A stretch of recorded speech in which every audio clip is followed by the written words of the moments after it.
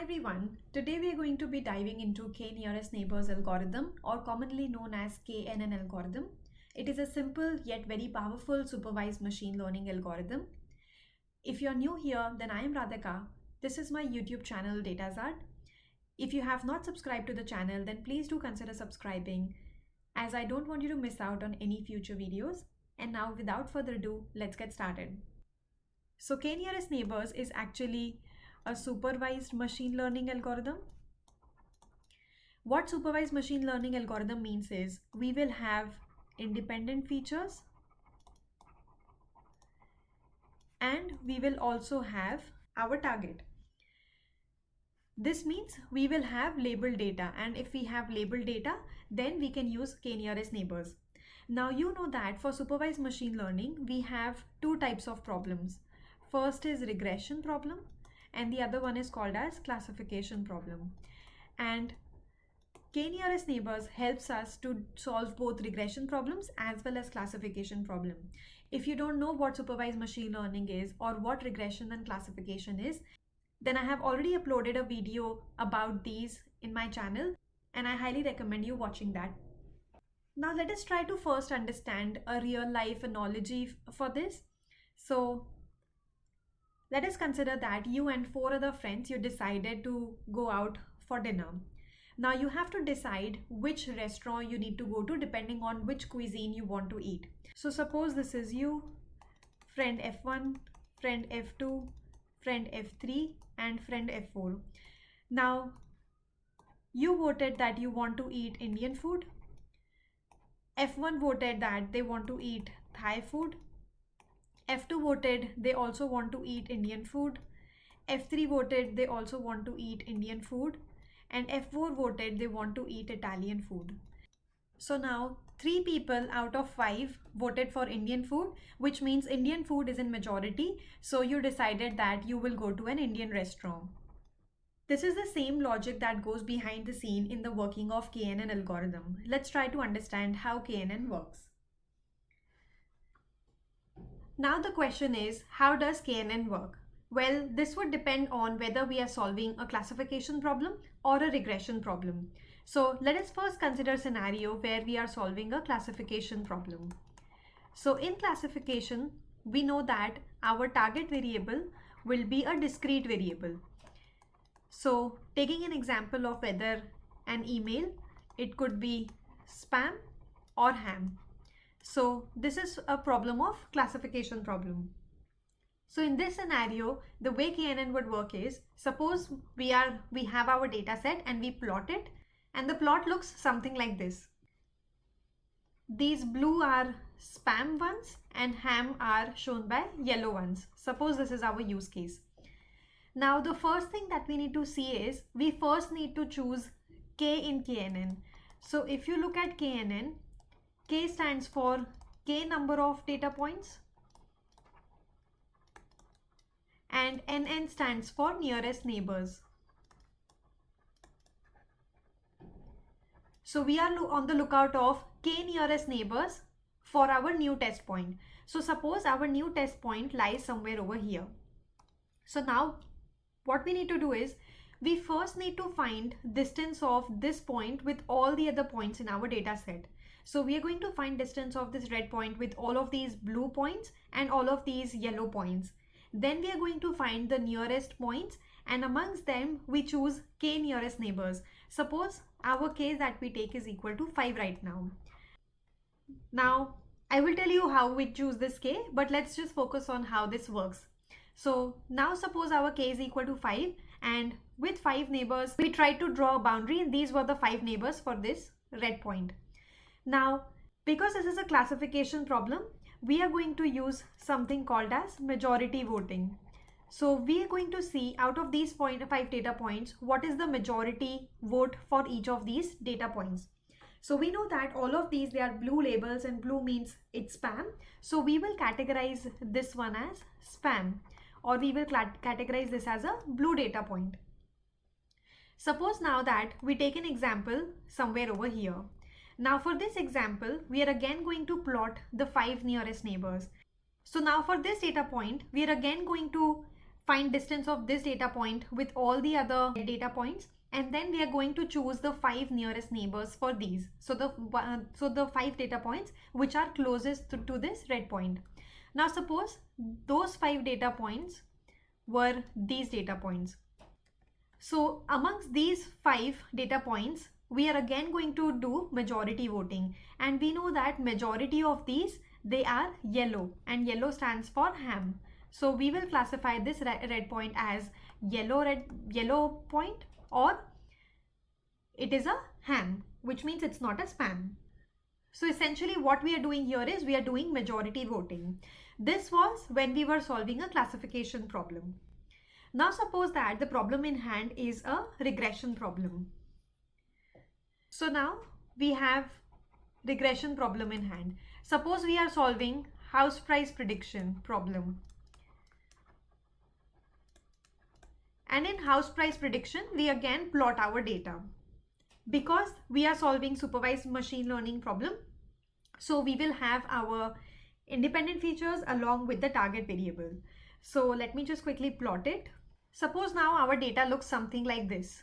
So we know the features for this data point along with what is the value of house price for this data point.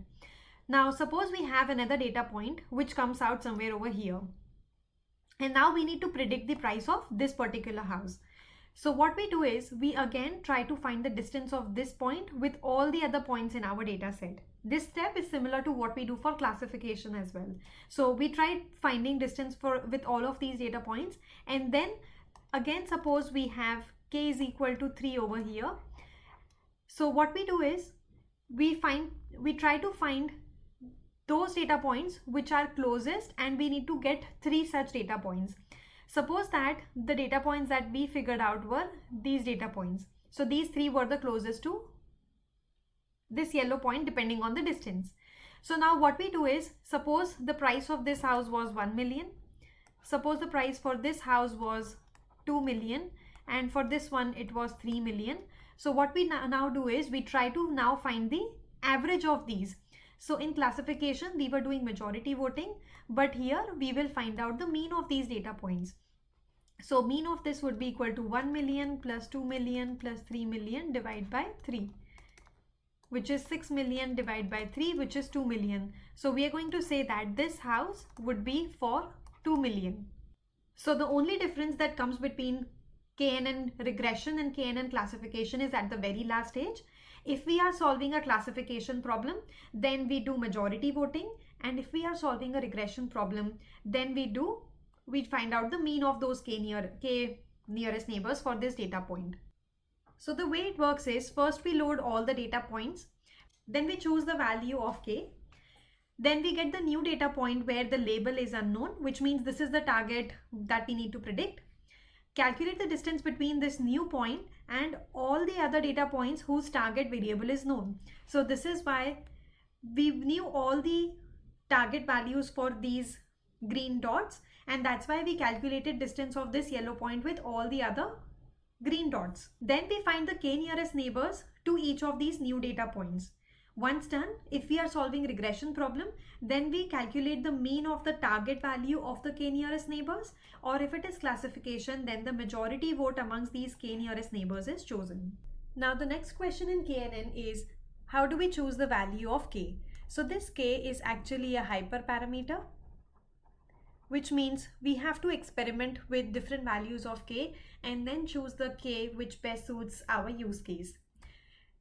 Generally, this k should be an odd value, and the reason why it should be an odd value is so that we can avoid ties. If we go back to our classification problem, in this case, we chose k as 5. Suppose for this scenario, k was equal to 6, and here if we had 3 blue and 3 yellow dots, in this case it would have been a tie. We cannot predict whether this red dot is a blue one or a yellow one. That's why k value should be an odd value so that we don't end up in a tie situation.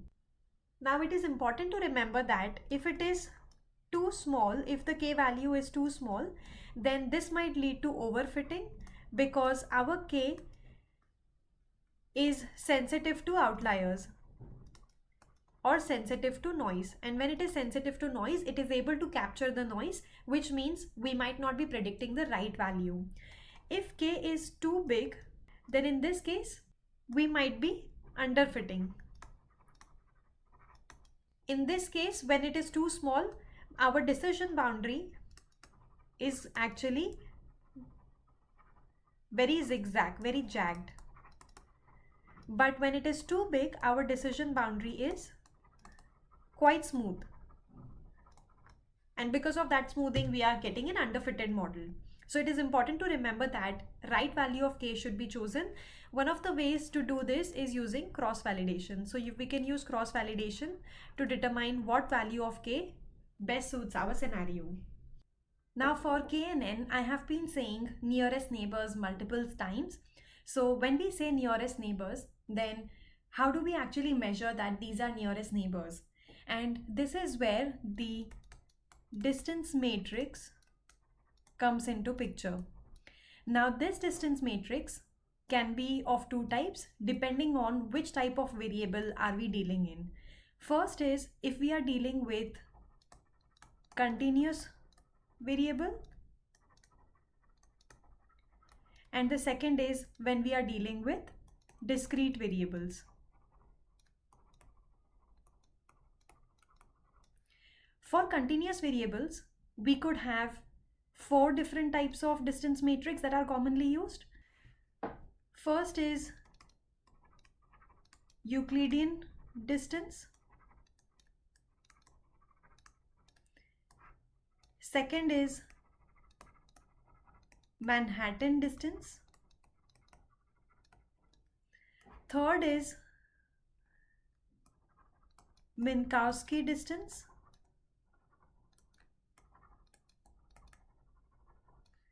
And fourth is Chebyshev distance. And for discrete variables, one common distance matrix that is used is called as Hamming distance. Let's look at them one by one. We'll start with the Euclidean distance first. So the first one is called as Euclidean distance. Now imagine that you are standing in one corner of a room. This is you at position A, which is 2, 3, let us say, and your friend is standing at position B, which is 5, 6 in the room. Now, if you measure this distance using a ruler in a perfectly straight line from you to your friend, this is actually Euclidean distance. So this is also called as shortest distance between 2 points. It is basically using Pythagoras theorem to find the hypotenuse. So the formula for Euclidean distance between 2 points A and B, this is distance between A and B, is equal to under root of summation of I is equal to 1 to n AI minus BI. Now this n is number of dimensions of A and B. So for our case, because it is 2D case, so in this case our formula would be distance between A and B is equal to under root of x2 minus x1 whole square plus y2 minus y1 whole square. So if we try to find Euclidean distance between point 2, 3 and 5, 6, that will be equal to underscore of x2 is 5 minus x1 is 2, so 5 minus 2 whole square, plus y2 is 6 minus y1 is 3, 6 minus 3 whole square. This is equal to under root of 3 square plus 3 square, which is equal to under root of 9 plus 9, which is equal to under root of 18. So Euclidean distance between these 2 points is equal to under root of 18. The next type of distance is called as Manhattan distance. So for Manhattan distance, again, let us consider that you are standing at position A, which is at 2, 3, and your friend is standing at position B, which is 5, 6, like our previous example. But because this is Manhattan distance, so we are not going to draw a straight line from A to B, but we are first going to travel in the direction of X, and then we are going to travel in the direction of Y to reach B. So we first go here and then we go up to reach B, and this distance is called as Manhattan distance.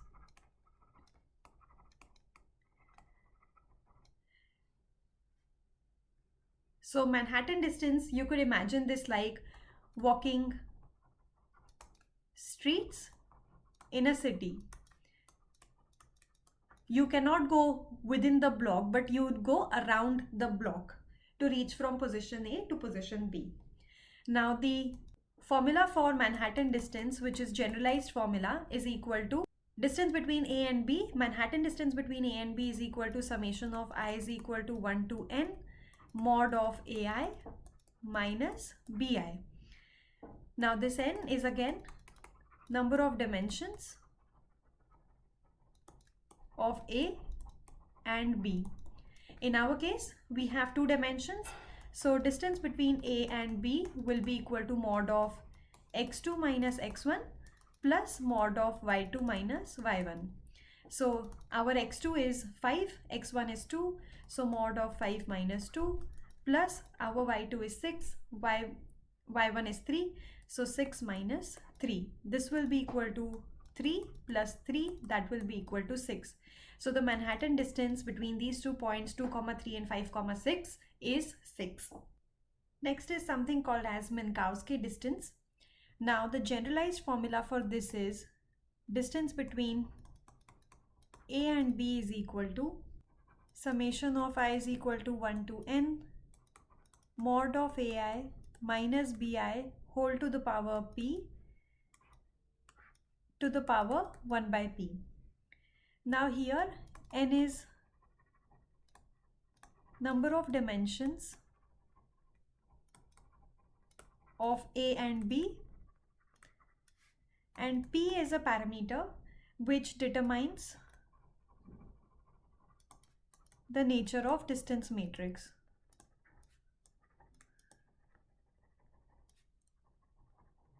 Now what does this mean by P? So if you look carefully at this formula, let us say that P is equal to 1. In this case, let us try to put P is equal to 1 in this equation. So distance of A comma B would be equal to summation of I is equal to 1 to n mod of AI minus BI. P is equal to 1, so there is 1 over here, and to the power 1 by P, which is 1 by 1. So this becomes summation of I is equal to 1 to n mod of AI minus BI. If you look at this formula carefully and go back over here, this is the same formula that we have for Manhattan distance. So for Minkowski distance, when P is equal to 1, this is equal to Manhattan distance. Now let us try to put a different value for P. Now let us say P is equal to 2. Now the distance between 2 points A and B when P is equal to 2 for Minkowski distance would be equal to, let's put P is equal to 2 in this formula. So summation of 1 to n is number of dimensions, mod of AI minus BI, we have to put P here and P is equal to 2 whole to the power 1 by 2. Now we can rewrite this as 1 by 2 can be written as under root of summation of I is equal to 1 to n mod of AI minus BI and then a 2 over here.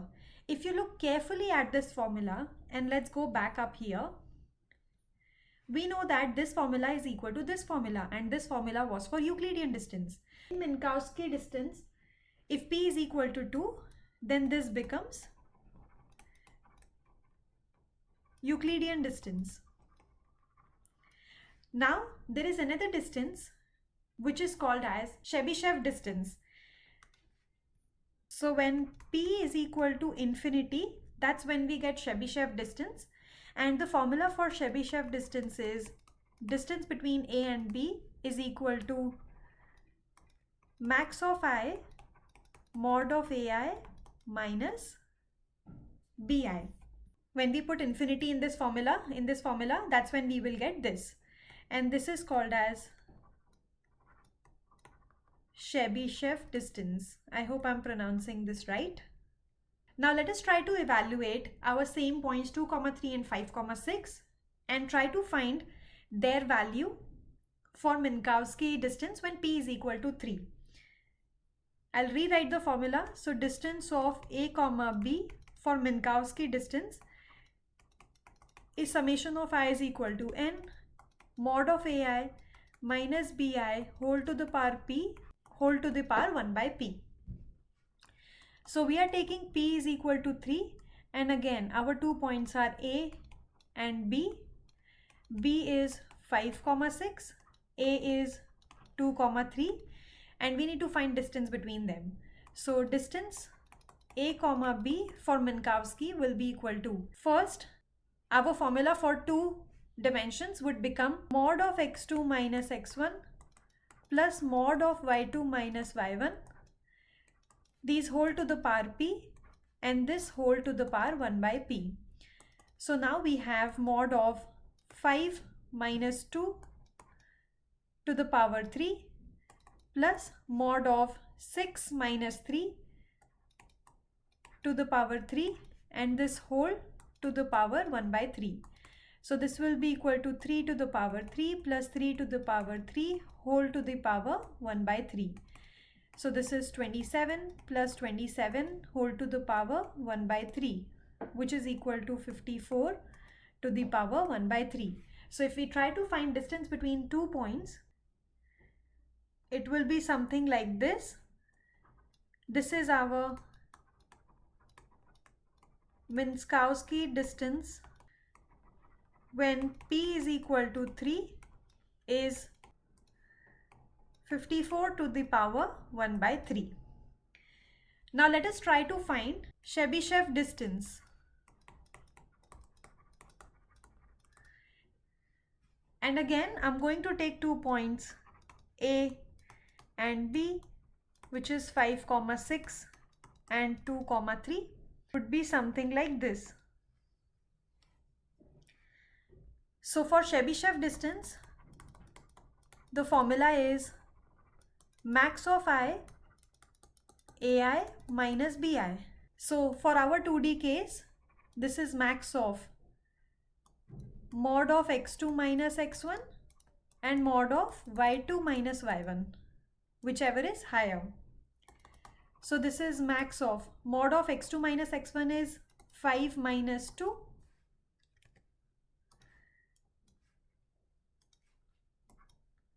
and mod of 6 minus 3. So this is max of, this value comes down to 3, 3, 3. So this is 3. So this, which is our Chebyshev distance between these 2 points, is 3. So if you look here, we are taking same points 2, 3 and 5, 6, and for Euclidean distance its value is under root of 18. For Manhattan distance, value is equal to 6.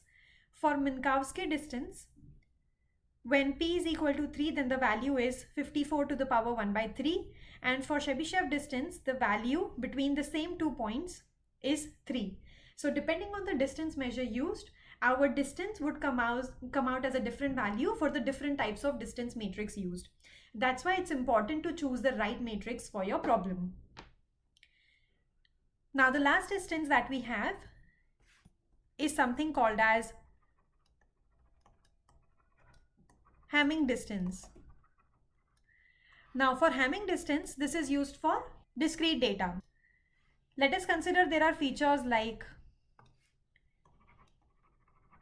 gender, education, and marital status. Now suppose the data for points is This is male. Education is bachelor's and marital status is single. Then we have another male who has done master's degree and is also single. And then we have female who has done master's and she is married. So now with one hot encoding, we can convert this into, I'm taking male as 0, female as 1. So this will be 0, 0 and 1. For bachelor's, I'm taking 0 and master's as 1. So this is 0, 1 and 1. For single, I am taking it as 0. And for married, I'm taking this as 1. So now if you look here, we have converted this data into discrete data in form of numbers. So we have one hot encoded it. Now, if you look here, if we have to find Hamming distance between these two. So Hamming distance is how many number of points are different between these two strings. So if you look here, this is same, this is different. So one is different and this is also different. So Hamming distance here for these two would be equal to 1 because only there is one difference. Let us consider Hamming distance between this and this. So I'm taking these two data points. So Hamming distance between these is this is different, and this is also different. So Hamming distance is equal to 3. So this is actually number of different points. Now if we have to find Hamming distance between these two, so Hamming distance would be equal to this is different, this is same, and this is different. So Hamming distance would be equal to 2 because we have to count how many are different. So I hope I was able to explain you that depending on what distance matrix we have used, we are going to have different values of distances coming up between the two same data points. So to sum it up, K-nearest neighbors is one of the simplest yet powerful supervised machine learning algorithms. It works by looking at the closest nearest neighbors to a new data point and then making predictions on the basis of those neighbors. Whether it is classifying things into categories or predicting numbers, KNN uses the idea of distance to find similarities. Remember that choosing the right number of neighbors and right way to measure the distance can make all the difference between a model that overfits or one that generalizes well. Because it doesn't build complex models upfront, KNN is easy to understand and interpret, making it a great starting point for anyone diving into deep machine learning. Thanks for watching. If you enjoyed this breakdown, hit like and subscribe for more simple and practical machine learning explanations. And feel free to ask questions or share your thoughts in the comments below. I'll see you in my next one.